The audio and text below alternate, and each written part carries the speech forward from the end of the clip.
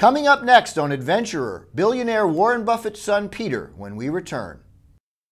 Welcome to Adventurer, the show where people truly push their lives to the limits. No talking heads here, just the real deals. I'm your host, Jim Clash. With the stock market's recent volatility, our next guest should be a natural fit for Forbes. But Peter Buffett, son of the world's third richest man, Warren Buffett, is not here to talk about stocks, but about his new album, Staring at the Sun. Welcome, Peter. Thank you very much. Thanks for coming on. Great to be here. You know, I'm wearing these sunglasses in honor of your new album. It's called Staring at the Sun. That's right. I'm staring at the son of Warren Buffett. Beautifully done. The album comes out today. Tell me a little bit about it. You're a musician. You didn't go the investing route like your father. Right. Tell me a little bit about it. Well, you know, I grew up playing music. I've done it all my life. My dad early on said, find something you love.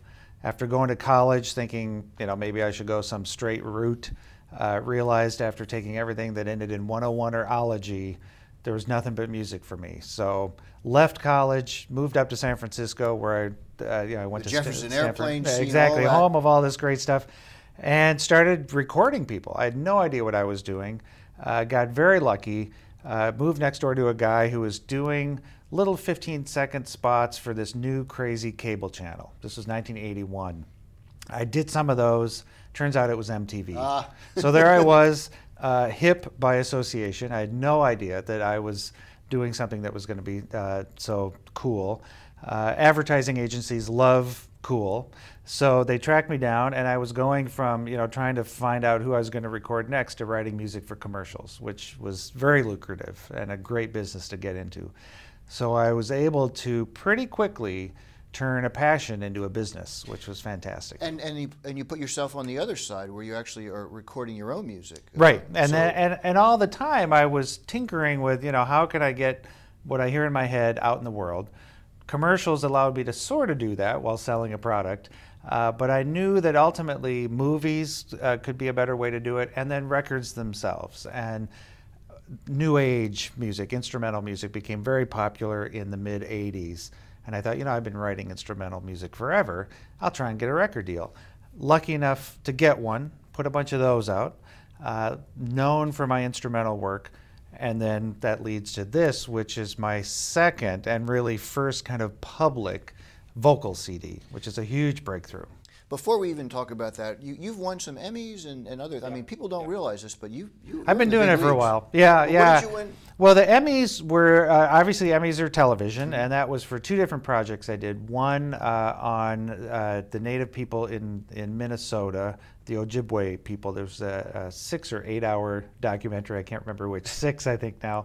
It's a lot. Once it goes past a few, it's a lot. And then another one on Iowa, a project around the state of Iowa, which is fantastic. It was a really nice piece. But the most fun thing, and the first thing really, my first brush with visuals, writing music for something other than a 30-second long thing, was Dances with Wolves. And Kevin Costner. Kevin Costner. I had wanted to do music for film. I knew one way to get in was actually making records, and then they use your music in temp score. They fall in love with the temp score. They hire you to do the film.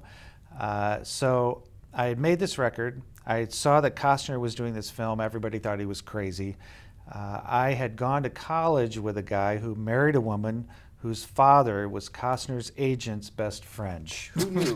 That's how it works. The CD made its way, hired me to work on the film. That's great. Now, it was tremendous. Now, this album, Staring at the Sun, it's really a new thing for you in that you're singing on this. Now, this is the second time you've done it, right? But for a long time, you just did instrumental stuff. Absolutely. Right? I wrote music for other people to sing. I wrote songs, had some success with those. But I had just moved to New York about 2 years ago, come off a big project, and had a lot of feelings about just stuff I had to get out of my system. Started to write songs like crazy, and I thought, I don't know anybody to sing them. I think I have to sing these songs. What do you think of your voice? Well, you know, I wasn't so sure at first, but I knew what I liked to sound like, what I wanted to sound like. Yeah. And I am pretty good in the studio these days, so I could get my voice to sound the way I wanted to through just working at it and some studio magic and things like that. And so the first record, I didn't even want to put out under my name because I thought, this is scary. This is something new for me. The people said they liked it, and I said, that's me. So, and so now the second one I'm putting a little more muscle behind. I'm thinking, this is worth talking about. Well, it's called Staring at the Sun, and it's out today in record stores. Yep. Hang around, Peter. We're going to talk a little bit about your father for the next episode and what it was like growing up as the son of the famous Warren Buffett. Wonderful. Thank you. Thanks. Again, musician Peter Buffett. I'm Forbes adventurer Jim Clash. To read my column, pick up Forbes magazine or click on Forbes.com/adventurer. And thanks for watching the Forbes.com video network.